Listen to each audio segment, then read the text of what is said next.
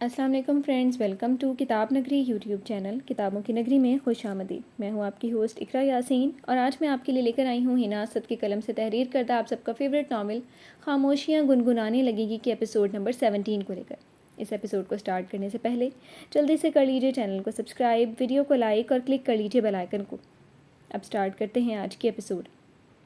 رات کی سیاہ چادر نے باہیں پھیلا کر شام کی سرمئی روشنی کو اپنے اندر لپیٹ رکھا تھا، مگر روشنیوں کے شہر میں روشنیاں اپنے عروج پر تھیں۔ لوگ آدھی رات کو بھی اپنے اپنے کاموں میں مصروف تھے۔ شام رات میں ڈھل چکی تھی۔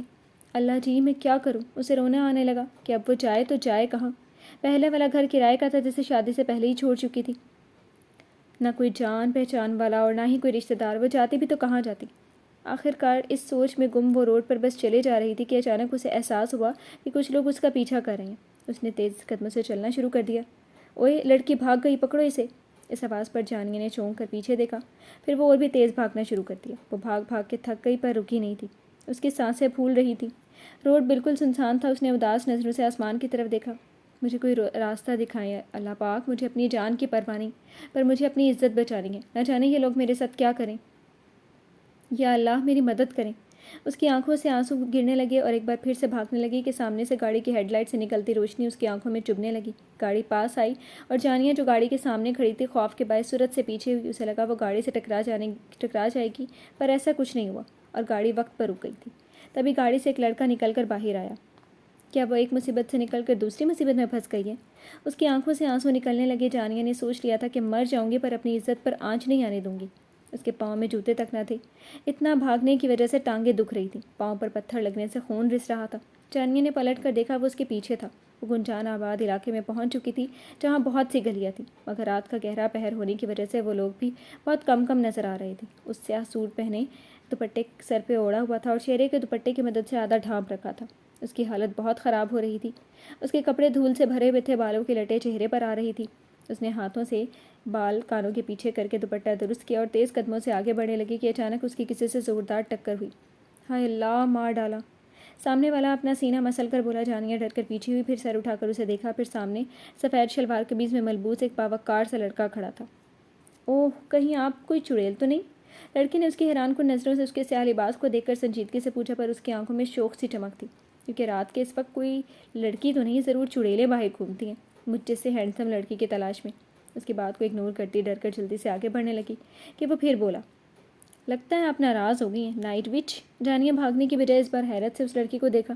پہلے چڑیل اور اب یہ ناول آپ کتاب نگری یوٹیوب چینل پر پڑھ اور سن رہے ہیں۔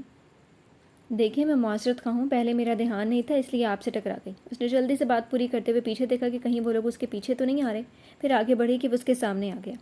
موسٹ ویلکم وچ، میرا سینہ حاضر ہے، بے شک ایک بار پھر ٹکرا جائے، اس نے ہلکے پھلکے شرارتی انداز میں کہا۔ پھر جانیہ کو دیکھنے لگا۔ اس نے آگے جانے کے لیے قدم اٹھائے مگر وہ اس کا راستہ روک گیا۔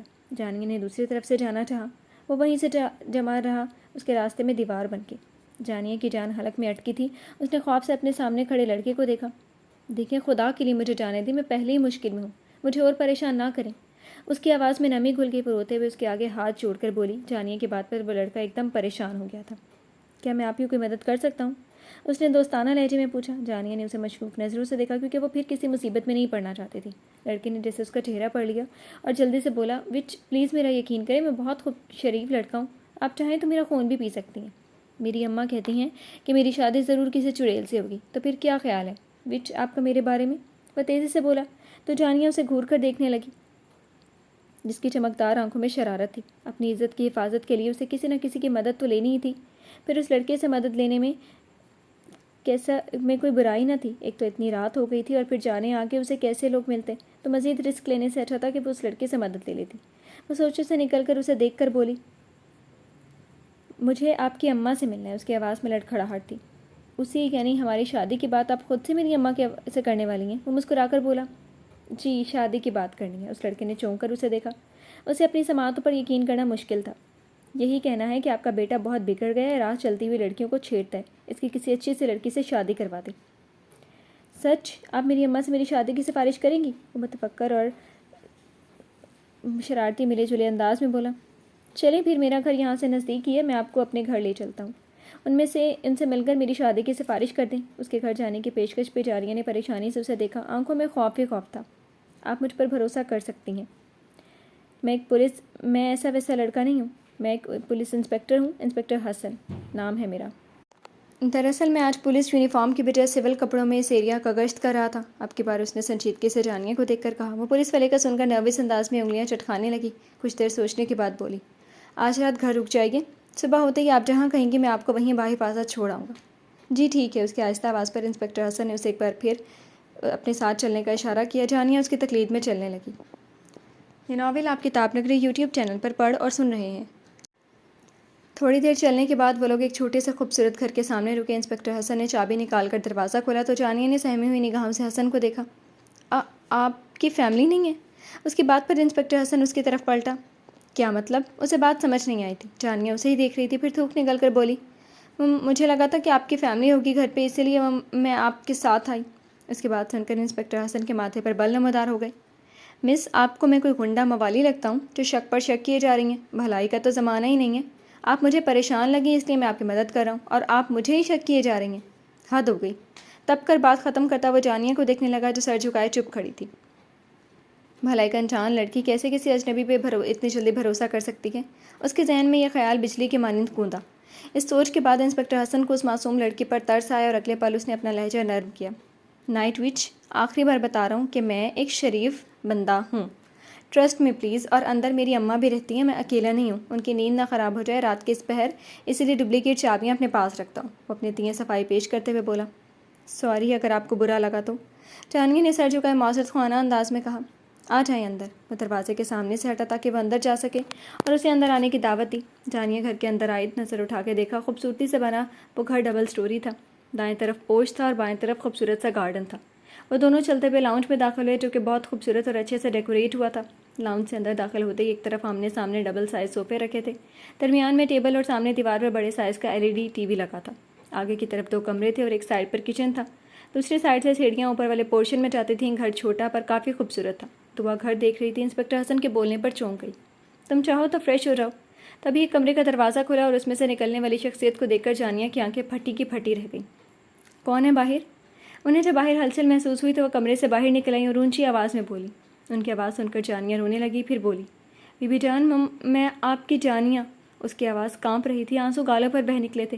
اسے لگا اس نے ایک عرصے بعد کسی اپنے کو دیکھا. دوسری طرف بی جان تڑپ کر بولی, جانیہ میری بچی, تم یہاں کیسے؟ میں یہاں آنے کے بعد بھی بہت پریشان ہوئی تمہارے لیے. تمہیں دماغ وہیں لگا ہوا تھا. یہی سوچ کر نہ جانے تم کیسے ہوگی. وہ زور سے ان کے گلے لگی. انہوں نے بھی اسے خود میں بھینچ لیا اور اس کے سر پر پیار بھرا بوسہ دیتے ہوئے کہا. یہ ناول آپ کتاب نگری یوٹیوب چینل پر پڑھ اور سن رہے ہیں. بی بی جان اس کی کمر سے لانے لگی. چپ ہو جاؤ جانیہ بچے. بی بی جان نے اسے خود سے الگ کر کے صوفے پر بٹھایا. پھر ہاتھ بڑھا کر اس کے آنسو صاف کیے. بس بچے, اب اور نہیں رونا. وہ محبت سے بولی. جی بی جان. جانیہ نے سر ہلایا اور صوفے سے اٹھ کر بی جان کے قدموں میں بیٹھ کر سر ان کے گھٹنوں پر رکھ دیا. بی جان اس کے بالوں میں انگلیاں پھیرنے لگی. انہوں نے جانیہ سے کچھ نہیں پوچھا تھا. وہ نہیں چاہتی تھی کہ دعا پھر سے رونے لگی. بی جان خاموش ہی رہیں. پر جانیہ نے خود بات شروع کی اور آہستہ آہستہ ساری بات بتا دی کہ کس طرح شامر شاہ نے اس کی عزت پہ حملہ کیا. اس نے اسرائیل ثانی کا بھی بتا دیا کہ کیسے اس نے جانیہ کی مدد کی تھی. بات ختم کر کے اس نے چہرہ اوپر اٹھا کر بی جان کو دیکھا جن کی آنکھیں نم ہو رہی تھیں. اسرائیل واقعی فرشتہ بن کر آیا تھا تمہارے لیے بیٹا, ورنہ آج کل کون کسی کی مدد کرتا ہے. اللہ اس بچے کو خوش رکھے. بی بی جان اسرائیل کو دعائیں دینے لگی اور جانیہ نے دل میں آمین کہا. بی جان نے اسے اٹھنے کا کہا اور خود بھی کھڑی ہو کر بولی, اسے اپنا ہی گھر سمجھو. یہاں تمہیں کوئی مسئلہ نہیں ہوگا. انہوں نے شفقت بھرے انداز میں کہا. چندا آؤ, تمہارے لیے کھانا لگاتی ہوں. آ کر کچھ کھا لو, بھوک لگی ہوگی. انہوں نے پیار سے اس کے سر پر ہاتھ پھیرا. بی بی جان, میرا بالکل دل نہیں ہے کھانا کھانے کا. میں بس آرام کروں گی. بھاگ بھاگ کر جسم درد کر رہا ہے. جانیہ نے آہستہ سے کہہ کر بی جان کا ہاتھ پکڑ کر آنکھوں سے لگایا. وہ بہت تھک چکی تھی. اب گھر کے پرسکون ماحول میں اسے شدت سے اس بات کا احساس ہوا تھا. بھاگ بھاگ کر اس کی ٹانگیں دکھ رہی تھیں. اچھا تم بیٹھو یہاں, میں دودھ لے کر آتی ہوں. وہ پی لو, پھر آرام کرنے چلی جانا. بی بی جان بات ختم کر کے کچن کی طرف چلی گئی. جانیہ نے صوفے کی بیگ سے ٹیک لگا کر بیٹھ گئی اور نظر گھما کر اس پیارے سے گھر کو دیکھنے لگی. گھر کے 2 فلور تھے. نیچے والے فلور پر 3 کمرے تھے جن میں سے ایک بی جان کا کمرہ تھا, ایک حسن کا, اور تیسرے کمرے کو حسن نے اپنا آفس بنایا ہوا تھا. وہ جب گھر پہ ہوتا تو آفس کا کام اسی کمرے میں کرتا تھا. ایک سائڈ پر کچن تھا اور درمیان میں بڑا سا خوبصورت ہال تھا. دیواروں پر پینٹنگ, صوفہ سیٹ, قیمتی ڈیکوریشن پیسز اور روشنیوں سے چکا چوند. سامنے ہال کے درمیان سے سیڑھیاں اوپر کی طرف جاتی تھیں. جانیہ بیٹا, یہ لو دودھ. بی بی جان کی آواز پر وہ چونکی اور گلاس تھام لیا. دودھ پی کر وہ کھڑی ہو گئی. آؤ بیٹا میرے ساتھ میرے کمرے میں, وہیں میرے ساتھ آرام کر لو. بی جان نے اس کی پیشانی چومی. پھر جانیہ ان کے ساتھ ان کے کمرے کی طرف بڑھ گئی. کمرے میں آ کر بی بی جان نماز تہجد ادا کرنے لگ گئی. وہ واش روم میں داخل ہوئی. واش بیسن کے سامنے لگے آئینے میں اپنا چہرہ دیکھا جہاں دھول اور آنسوؤں کے نشانات تھے.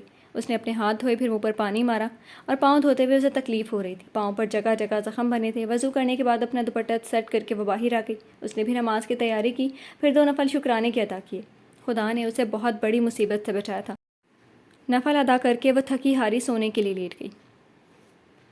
جی تو فرینڈز, کیسی لگی آپ کو آج کے ایپیسوڈ؟ کمنٹ سیکشن میں ضرور بتائے گا. پھر حاضر ہوں گے نیکسٹ ایپیسوڈ کے ساتھ. تب تک کے لیے اجازت دیجیے. شکریہ. اللہ حافظ.